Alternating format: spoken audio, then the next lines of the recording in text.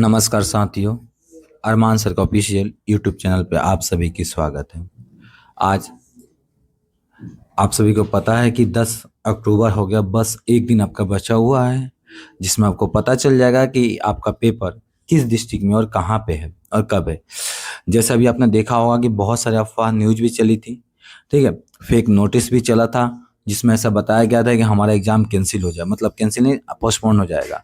लेकिन इस बार सीबीएसई ने सॉरी इस बार बीएसई ने, बिहार एग्जामिनेशन बोर्ड ने बहुत अच्छा काम किया। उसने तुरंत इस चीज़ को रिप्लाई दिया और सारे बच्चों को बताया कि आपका जो निर्धारित समय दिया गया है उसी निर्धारित समय पे आपका पेपर होगा।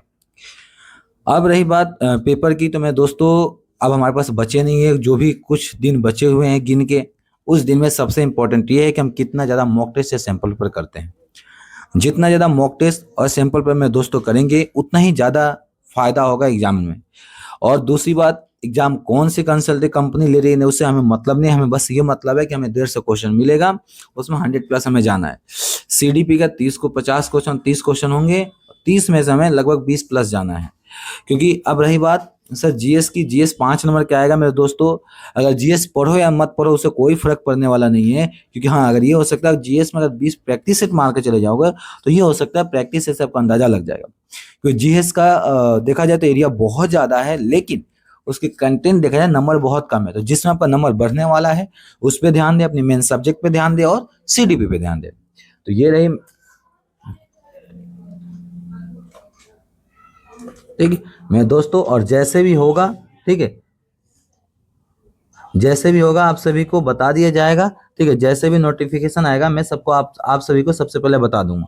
क्योंकि मैं दोस्तों, जैसे आपने देखा होगा कि अभी जैसे कल 11 तारीख है, तो 11 तारीख को कितना बजे नोटिफिकेशन आ रहा है, क्या आ रहा है, नहीं आ रहा है, उस पर हम सभी मिलकर जिक्र करेंगे।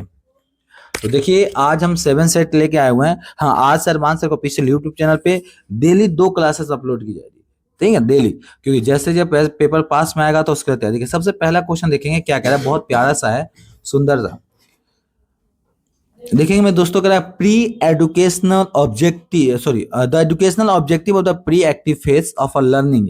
शिक्षण में पूर्ण सक्रिय चरण को शैक्षिक उद्देश्य होता है। क्या होता है भाई, action and reaction, reinforcement and feedback, या selection of the most appropriate the teaching of equivalence, या डेफिनेशन ऑफ एजुकेशन। देखिए अगर शिक्षक के पूर्व सक्रिय चयन, भाई शिक्षक से सबसे पहले क्या करते हैं, भाई टीचर एक होता है वो क्या करता है, तो भाई डेफिनेशन एजुकेशन है, सबसे पहले जो एजुकेशन होता है, शिक्षा होता है, उसके लोग क्या करते हैं भैया, शिक्षक उद्देश्य को परिभाषित करते हैं।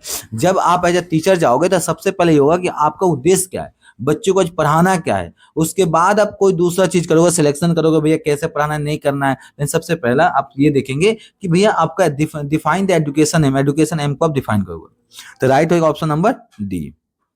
अगला देखेंगे, is the best of for the teacher to teach. शिक्षकों के लिए पढ़ाना सर्वोत्तम है, मतलब क्यों है भाई, वयस्कों के दृष्टिकोण से, जटिल कार्य पहल, या पहले सरल विषय से, या विशेषज्ञों की दृष्टि से। तो मेरे दोस्तों इन्होंने बोला कि शिक्षकों के लिए पढ़ाना क्या है, तो भाई शिक्षकों को पढ़ाना जो होता है सिंपल टॉपिक टू फर्स्ट। पहले देखिए आपको क्या करना चाहिए, पहले सरल विषय, मतलब वो टॉपिक था जो बच्चे को बिल्कुल सिंपल आता हो। फिर आप क्या करेंगे, सिंपल सरल से जटिल की तरफ लेके जाएंगे ना, तो बच्चों को भी क्या होगा, मजा, चल यार पहले ये आता है, चल मैं पहले एक एक लेवल करके हम क्रॉस करेंगे। लेकिन एक ही बार आप जटिल, मतलब जो कॉम्प्लेक्स टॉपिक, हार्ड टॉपिक उठाओगे, फिर बच्चे कहीं ना कहीं डिमोटिवेट, अरे यार पता नहीं क्या पढ़ा रहा है, समझ में नहीं आ रहा है। तो कभी कभी क्या होता है, बच्चे को मूड के हिसाब से देखना है, बच्चे किस हिसाब से सीखना चाहते हैं, ठीक है। और देखिए मेरे दोस्तों तीसरा क्वेश्चन कह रहा है कि आप निम्न में से आदतों को आकार देने के लिए किसका उपयोग करेंगे। आप निम्न में से आदतों को आकार देने के लिए किसका उपयोग करेंगे, भावना, शिक्षण, प्रशिक्षण, या इनमें से कोई नहीं, कोई नहीं। तो देखिए इन्होंने बोला है कि आप किसी भी चीज के लिए आदत डालना है तो उस चीज को प्रशिक्षण, ट्रेनिंग देने की जरूरत होती है। टीचिंग में हम क्या करते हैं, सलाह देते हैं, लेकिन ट्रेनिंग में क्या होता है, हम करा के देखते हैं। तो सबसे बड़ा इंपॉर्टेंट हो जाए, किसी चीज की आदत है, कोई भी चीज सुधारना है, उसको ट्रेनिंग दे दीजिए। अगर आप ट्रेनिंग दे दें ऑटोमेटिक बात है वो धीरे धीरे इंप्रूवमेंट हो जाएगी। तो आपने देखा होगा बहुत सी चीजों पर ट्रेनिंग भी दी जाती है। ज्ञान के स्तर पर छात्र क्या करेंगे, ठीक है, at the knowledge level of student will be, क्या करेंगे, मुद्दे पर बहस करेंगे, जानकारी याद रखेंगे, विषय को वर्गीकृत करेंगे, या दूरियों में गमन, कैलकुलेट द डिस्टेंस। देखिए अब यहाँ पर क्वेश्चन आपको यह आया है कि ज्ञान के स्तर पे। तो देखिए बहस करना अच्छी बात, हाँ ठीक है आपके पास नॉलेज है, चलो यार चलेगा बहस करना, ठीक है। रिकॉल इन्फॉर्मेशन, हाँ ये कर सकते हैं कि आपके पास जो चीजें याद है जानकारी उसको आप रिकॉल कर सकते हैं, यार क्या क्या चल देख लेते हैं एक बार, तो आप रिकॉल कर सकते हैं, इसको रखते हैं पॉजिटिव में, ठीक है। अगला देखोगे वर्गीकृत करें, मतलब क्या टॉपिक कैटेगराइज नहीं करेंगे हम, ठीक है। कैलकुलेट, भाई क्यों, आपके पास नॉलेज है, आपके पास जानकारी है, तभी तो आप डिस्टेंस कैलकुलेट करते, ये तो होगा नहीं, तो इसका राइट हो जाएगा ऑप्शन नंबर बी हो जाएगा, क्या हो जाएगा, राइट ऑप्शन नंबर बी हो जाएगा। अगला देखेंगे क्वेश्चन नंबर 5, ठीक है।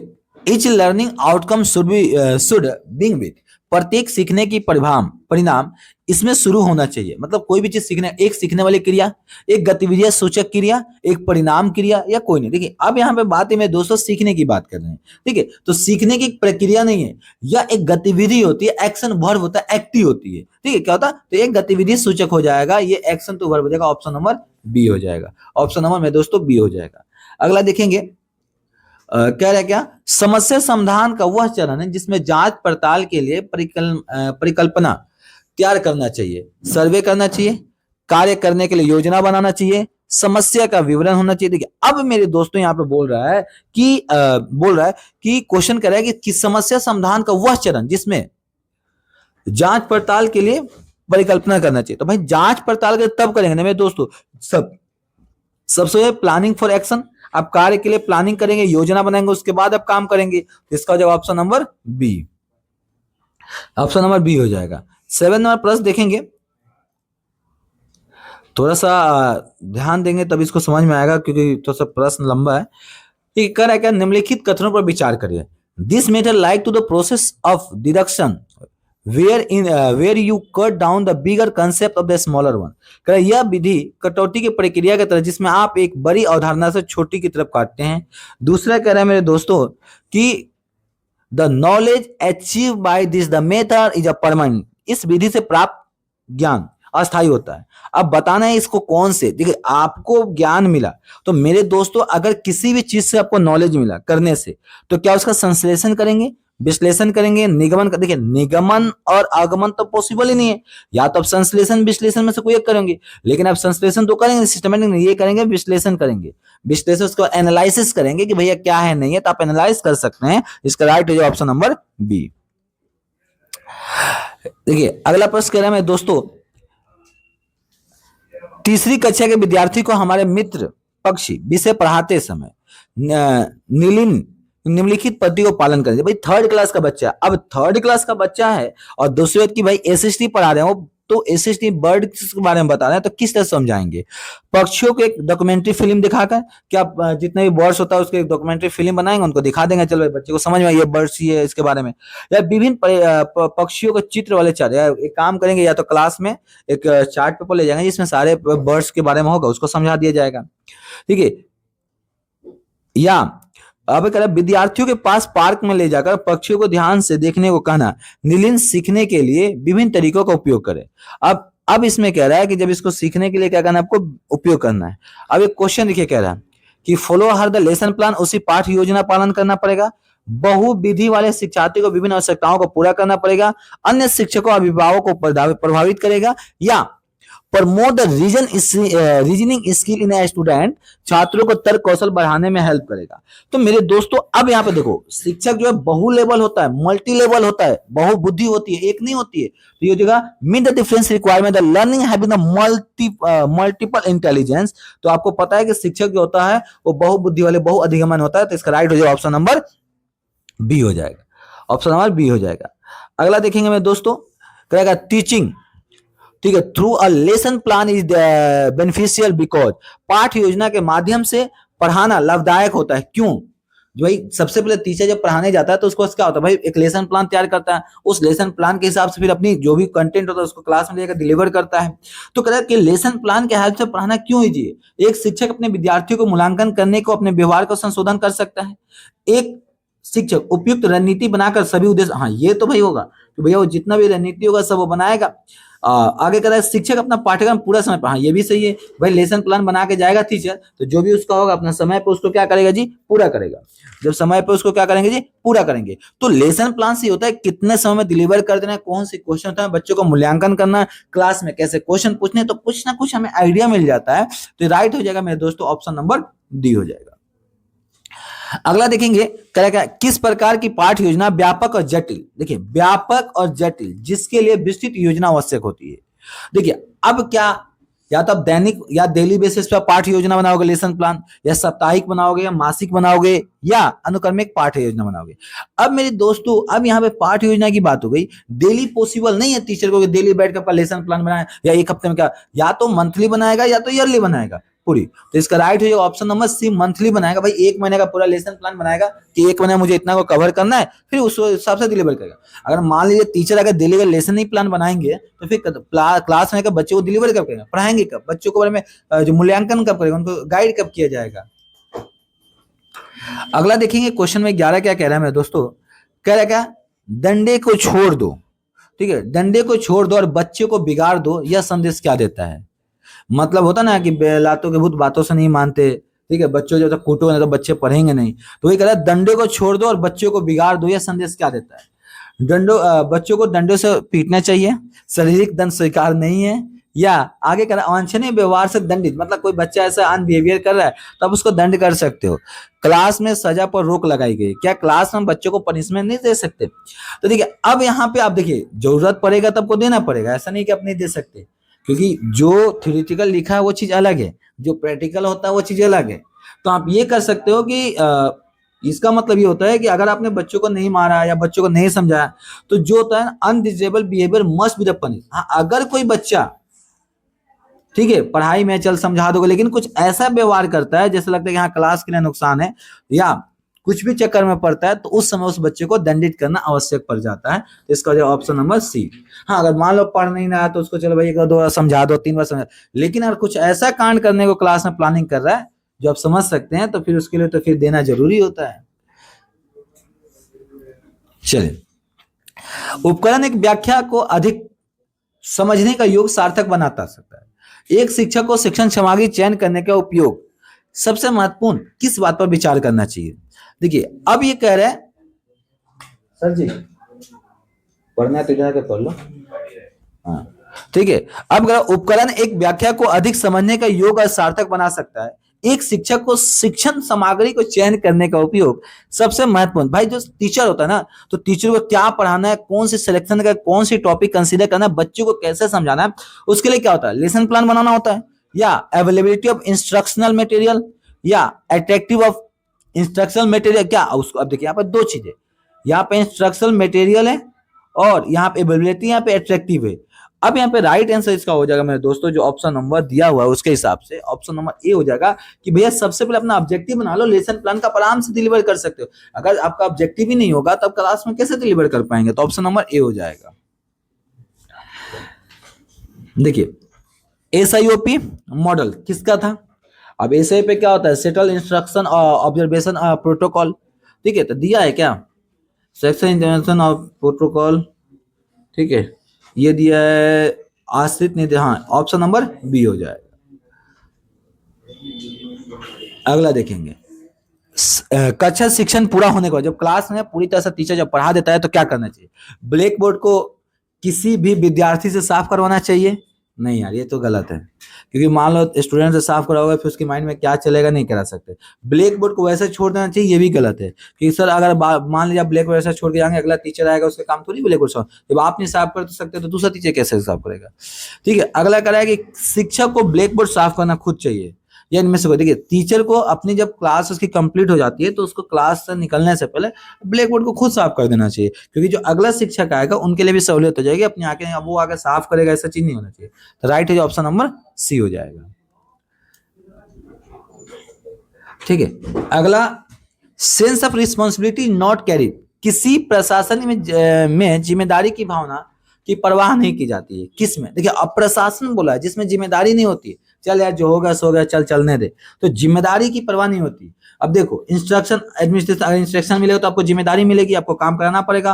अथॉरिटी मिलेगा अधिकार, तो वो भी आपको काम कराना। लोकतांत्रिक में आपकी जिम्मेदारी है कि अपनी प्रति जिम्मेदारी।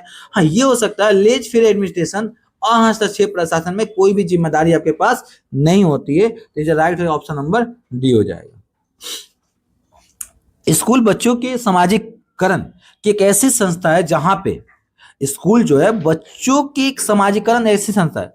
प्रमुख स्थान स्कूली बच्चों के लिए होता है, या प्रमुख स्थान स्कूल की दिनचर्या मतलब पूरा दिन जो होता है उसके बारे में देखेगा, या प्रमुख स्थान स्कूल की गतिविधियों का होता है, या प्रमुख स्थान स्कूल में शिक्षकों का होता है। ठीक है, अब देखिए जो स्कूल में पूरे दिन प्रमुख स्थान बच्चों के लिए होता है कि भाई पूरी तरफ से टीचर जो भी होता है स्टूडेंट के बारे में सोचता है कैसे उसको टीच करना है, क्या करना है। ठीक है, तो राइट हो जाएगा ऑप्शन नंबर ए हो जाएगा। देखिए किताबी भाषा में बहुत कुछ लिखा हुआ है, ठीक है, लेकिन एज ए जब आप टीचर बन के जाएंगे तो ये कोई भी रूल इंप्लीमेंट नहीं होता कि बच्चों की हालातें ऐसी होती है कि लास्ट में टीचर को सारा रूल के खिलाफ जाना पड़ता है इसमें। ठीक है, आप लोग अगर तैयारी 4 में अगर ज्वाइन करते हैं तो फिर आपको पता चलेगा कि हाँ भाई क्या है। निम्नलिखित में से कौन सा सूचना तृतीय स्रोत है? विच थर्ड स्रोत? ठीक है, पत्रिका, ग्रंथ सूची, या इंडोलास्पोडिया, या ग्रंथ सूची। अब इसका देखिए आपका कौन सी थर्ड में बोला गया है, तो थर्ड में तो ये दोनों आता है ना मेरे दोस्तों, तो राइट होगा ऑप्शन नंबर डी। क्योंकि कभी कभी क्या होता है ना कि बच्चे को एक बार समझाओ, 2 बार समझाओ, 3 बार नहीं समझते हैं, लेकिन जब तक खुराक देते हो खुद समझ जाते हैं। ठीक है, क्योंकि बच्चे पढ़ाई करने आते हैं, पढ़ाई के सिवा सब कुछ करेंगे, बस पढ़ाई नहीं हो पाती, कंटिन्यूसली बातें करना, हर कुछ करना। ठीक है, ठीक है, सीखने में सुगमकर्ता के रूप में एक शिक्षक की आवश्यकता। सुगम देखिए as a facilitator of a learning a teacher require किस लिए होता है? 2 मंथ लेवल, 2 महीने की छुट्टी ले लो भाई, 1 वर्ष की प्रशिक्षण हो गया, या पेशेवर और शैक्षिक। अब देखिए सीखने के लिए बोला गया यहाँ पे, आपको किस चीज के लिए बोला गया दोस्तों? सीखने के लिए बोला गया ना। तो पेशेवर और शैक्षिक opportunity for the professional academy achievement, option number C हो जाएगा। यार आवाज आ रही है भाई?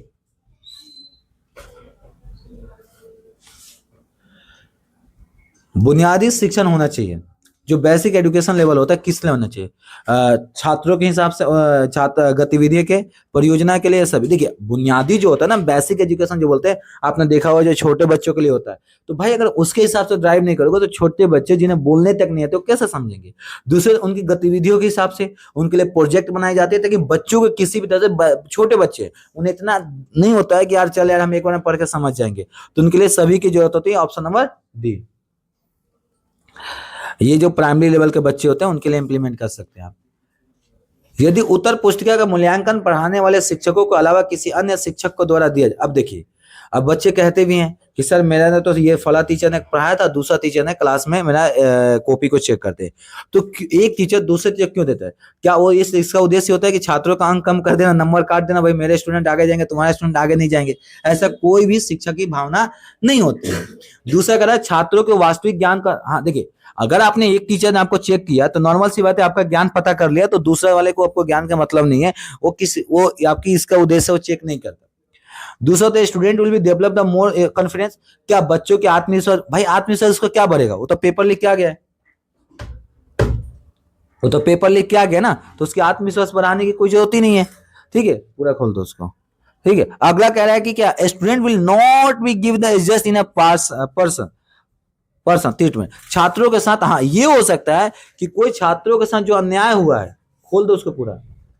ठीक है, छात्रों के साथ जो अन्याय, कभी कभी क्या होता है ना कि एक टीचर उसका चेक किया, ठीक है, वो टीचर चेक किया और चेक करने से लगता है कि अरे उसके साथ तो हो गया है। ठीक है, तो इस वजह से अन्यायपूर्ण ना हो किसी छात्र के साथ, इसलिए ऑप्शन नंबर डी होता है। आजकल के बच्चे का भी माइंड इतना डेवलप हो चुका है ना कि अंधेरे में भी दिख जाता है पढ़ना क्या है, अंधेरे में दिख जाता है पढ़ना क्या है। हाँ ठीक है, सापेक्षिक ग्रेडिंग को अन्य किसी रूप में जाना जाना चाहिए। ठीक है, सापेक्षिक रूप में अन्य ग्रेडिंग सिस्टम जो होता है आपने देखा ग्रेड के हिसाब से दिया जाता है। निष्कर्ष संदर्भिक ग्रेडिंग, मानक संदर्भिक मानदंड, मानकीय ग्रेडिंग, इनमें से कोई नहीं, या इनमें से कोई नहीं। इसका राइट हो जाएगा मेरे दोस्तों option number A B C D. ठीक है, बताइए कौन सा का? ऑप्शन नंबर बी हो जाएगा, नॉर्मल। ठीक है, मानक वाला। Absolute grading is otherwise known as, निरपेक्ष ग्रेडिंग को अन्य किसी रूप में जाना चाहिए था। नॉर्मल, ठीक है, मानक संदर्भित ग्रेडिंग, निष्कर्ष संदर्भित ग्रेडिंग, मानकीकृत ग्रेडिंग, या इनमें से कोई नहीं, या इनमें से कोई नहीं। तो इसका राइट से ऑप्शन नंबर बी हो जाएगा। देखिए क्वेश्चन 23 कह रहा है इनमें से कौन सा औपचारिक मूल्यांकन नहीं है, मतलब आपको इनफॉर्मल असेसमेंट नहीं है। ऑब्जर्वेशन, ठीक है, प्रोजेक्ट, या रूब्रिक्स, या भागीदारी। देखिए अब यहाँ पे मतलब आपसे जो क्वेश्चन में कह रहे हैं ये कह रहे कौन सी इनफॉर्मल है, इनफॉर्मल आपका नहीं है, इनफॉर्मल आपसे पूछे हैं वो। तो देखिए मैं दोस्तों, ऑब्जर्वेशन तो होता है, ठीक है, इनफॉर्मल होता है, प्रोजेक्ट भी आपको होता है, ठीक है, प्रोजेक्ट में भी आपको मिलता है बनाने को, नहीं इनफॉर्मल बना, प्रोजेक्ट तो फॉर्मल में आ जाएगा। और तो इसका राइट हो जाएगा ऑप्शन नंबर बी, परियोजनाएं यानी प्रोजेक्ट हो जाएगा, प्रोजेक्ट हो जाएगा, राइट ऑप्शन नंबर बी हो जाएगा। क्योंकि मूल्यांकन के लिए जरूरी नहीं कि बच्चे को प्रोजेक्ट देकर उसे मूल्यांकन कर सकते हो, कि बच्चे प्रोजेक्ट किसी से भी बनवा के ला सकते हैं, ठीक है। प्राचार्य की योजना बनाने के लिए, उस पर लागू करने के लिए स्कूल का चयन होना चाहिए, राष्ट्र, रीजन, संस्कृति या जन। देखिए अब कह रहा है कि किसी भी चीज को आपने अगर मान लीजिए कार्यक्रम बनाया और उस कार्यक्रम को स्कूल में लागू कराना है तो क्या होना चाहिए, नेशन की बात, या रीजन, या संस्कृति, या मास एंड कम्युनिकेशन, दोनों होना चाहिए, या मास होना। तो देखिए सबसे बड़ी बात इम्पैक्ट जो करता है वो संस्कृति करता है, कि भाई बच्चे को क्या वहाँ के कल्चर है, कल्चर के हिसाब से फिर आपको चलना होता है। कल्चर आप कवर कर लेंगे, राष्ट्र ऑटोमेटिक कवर हो जाएगा। 5 स्टेट ऑफ अवेयरनेस, बच्चे को जो 5 स्टेज ऑफ अवेयरनेस होता है, जैसे इंटरेस्ट हो गया, इवोल्यूशन हो गया, ट्रायल एडॉप्शन हो गया, दूसरा क्या होता है, तो किसके लिए होता है, कारिकुलम चेंज के लिए, कारिकुलम इंफॉर्मेशन के लिए, कारिकुलम डेवलपमेंट के लिए, कारिकुलम इम्प्लीमेशन के लिए। तो जो बच्चों के लिए 5 चेंज देते हैं वो भैया कारिकुलम जब चेंज होता है ना, पाठ्यक्रम जब चेंज होता है, तो जैसे आपको पता है कि अभी हमारे देश में एनईपी 2020 लागू हो गया। इस एनईपी के बाद बहुत से चेंजेज आया। अभी आपने देखा होगा एनसीईआरटी, जो एनसीईआरटी का जितने भी सिलेबस है वो अप टू 8 क्लास सभी का आपको देखा होगा, आपको चेंज कर दिया गया। सबसे जो चेंजेस देखने को मिला मेरे दोस्तों वो हिस्ट्री वगैरह में आपको देखने को मिला होगा। देखिए आगे कहा कि शिक्षण अधिगमन प्रक्रिया एक यात्रा है, ठीक है, कैसी है, तो देखिए अब प्रोसेस इन्होंने बोला है कि अमूर्त से, हाँ भाई जो बच्चे को नॉलेज नहीं है, ज्ञात से ज्ञात नहीं है, ये कह रहा है कि कौन सी यात्रा है, मतलब इसमें पॉजिटिव आपसे पूछने की कोशिश की है, पॉजिटिव पूछे हैं। तो आप देखिए ना, अमूर्त, मूर्त से अमूर्त की तरफ हाँ लेके जाते हैं। नॉलेज मतलब बच्चों को ज्ञात अज्ञात दोनों चीज की नॉलेज होती है। हाँ ये होता है सिंपल से हम कम्प्लेक्स की तरफ जाते हैं, पहले बच्चों को सिंपल चीज सिखाते हैं, फिर धीरे धीरे हम कम्प्लेक्स सिखाते हैं। तो इसका राइट हो जाएगा ऑप्शन नंबर डी हो जाएगा, राइट हो जाएगा ऑप्शन नंबर डी हो जाएगा। कि सबसे पहले क्लास में बच्चे को वहां से शुरुआत की जाती है जो बच्चों को बिल्कुल पहले नॉलेज हो और जो आपने पहले टीच किया है, जो आपने पढ़ाया है उससे रिलेटेड हो सके। बड़ी क्षमता वाली कक्षा को पढ़ाने वाले शिक्षक के लिए कौन सी तरह, भाई जिस क्लास में सबसे ज्यादा बच्चे होते हैं उस तरह की क्लास को शिक्षक को किस हिसाब से पढ़ाना चाहिए। क्या उसको डिबेट, वाद विवाद विचार करना चाहिए, नहीं, वाद विवाद का प्रयोग क्यों करेंगे, और उसमें बच्चे ज्यादा हैं, और आप वाद विवाद के प्रयोग करेंगे फिर बच्चे पढ़ेंगे नहीं, फिर आपस में बातें गप्पे मारेंगे। ग्रुप में भी अपने डिवाइड कर सकते हैं, ठीक है। हाँ ये कर सकते हैं कि क्लास में ये नोट्स दीजिए, लेक्चर पढ़ाइए, बच्चे को समझ में आ जाएगा। तो आप लेक्चर विधि आप यूज कर सकते हो, क्योंकि लेक्चर विधि वहां पे यूज की जाती है जहां पे नंबर ऑफ स्टूडेंट ज्यादा होते हैं। 28 का क्वेश्चन जो है, हाँ देखेंगे यहाँ पे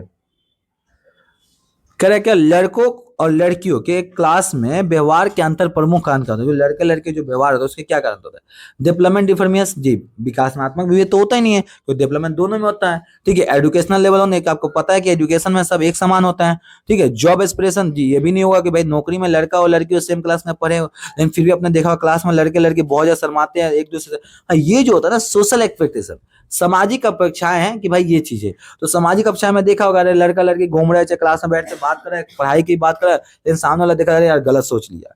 तो ये जो सामाजिक हमें जो बनाया गया ना समाज के हिसाब से, तो सामाजिक चीजें होती है, अपेक्षाएं होती है कि भाई दोनों साथ में नहीं रहेंगे, साथ में रहेंगे तो बहुत चीजें गलत होगा। जैसे क्वाइड स्कूल में आपने देखा होगा बहुत सी चीजें निर्देश दिया जाता है। अब 19 नंबर देखेंगे, क्लास निर्देश को बढ़ावा या जीवित करने के लिए शिक्षक द्वारा उपयोग की जाने वाली वस्तु का उपकरण किस रूप में जाना जाता है, ठीक है। ऑडियो सामग्री, ठीक है, विजुअल सामग्री और या टीचिंग एड्स। देखिए अब इन्होंने बोला क्लास में यूज कर रहे हैं ना उपकरण, टीचर जो है उस चीज को क्या कर रहा है, टीचर जो है क्लास में जाकर उस चीज को यूज कर रहा है, तो यूज करेगा तो टीचिंग सामग्री जो भी टीचिंग, जैसे ब्लैक बोर्ड हो गया, उसका चौक हो गया, जो भी चीज हो गया वो टीचिंग एड्स यूज करेगा। ऑप्शन नंबर सी हो जाएगा। लास्ट क्वेश्चन बच गया, ऑडियो विजुअल एड्स। दिस सामग्री क्या होता है? शुड बी स्मॉल, ये छोटा होना चाहिए। शुड बी लार्ज, बड़ा होना चाहिए। शुड बी हेवियर, बहुत भारी होना चाहिए। Should neither be large neither be small, नहीं बड़ा होना चाहिए नहीं भारी होना चाहिए। तो भाई होना कैसा चाहिए? तो भाई ऐसा हो क्लास के हिसाब से ऐसा रखो जो क्लास में इजीली हम इंप्लीमेंट कर सकते हैं। ऑप्शन नंबर क्या हो जाएगा? डी हो जाएगा। तो ये था टोटल हमारे पास इस सेट नंबर 7 का टोटल 30 क्वेश्चन, जिसमें हमने 30 क्वेश्चन हमने पूरा कंप्लीट किया। फिर अगला जो आएगा सेट नंबर 8 आएगा। तब तक आज के लिए इतना ही, ठीक है। फिर मिलते हैं अगले क्लास में अगले सेट के साथ। थैंक यू, टाटा बाय बाय, जय हिंद जय भारत। बाकी में दोस्तों अगर आप सभी को किसी भी तरह से कोई भी प्रॉब्लम हो तो आप कमेंट कर देंगे।